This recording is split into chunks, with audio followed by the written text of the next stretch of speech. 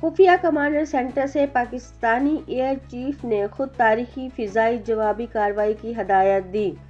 مار دو انہیں مار دو، پاکستان کی حدود میں 1 انچ بھی نہ داخل ہونے دو، یہ الفاظ تھے air chief marshal Zaheer Ahmed Babar Sidhu کے، جو ریڈیو پر براہ راست 15 اسکواڈران کے پائلٹ سے مخاطب تھے، وہی یونٹ جس کی وہ کبھی خود قیادت کر چکے تھے۔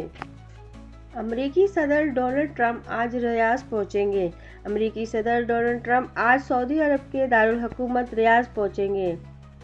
ڈونلڈ ٹرمپ اور سعودی حکام کے درمیان علاقائی سلامتی، توانائی، دفاع اور اقتصادی تعاون پر بات چیت ہوگی۔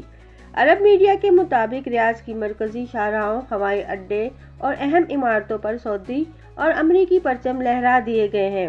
ڈونلڈ ٹرمپ کی آمد کے موقع پر ریاض میں سیکورٹی کے سخت انتظامات کیے گئے ہیں۔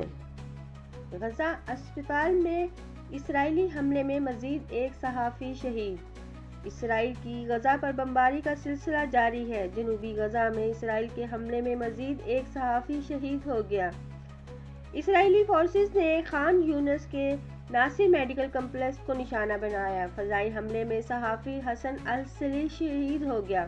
گزشتہ ماہ بھی غزہ کے کیمپ پر اسرائیلی حملے میں صحافی حسن السلی زخمی ہوا تھا، جسے علاج کے لیے خان یونس کے ہسپتال منتقل کیا گیا تھا۔ واضح رہے کہ اسرائیلی فورسز کی غزہ پر بمباری کا سلسلہ جاری ہے۔ گزشتہ روز حملوں میں کم از کم 39 افراد شہید ہو گئے۔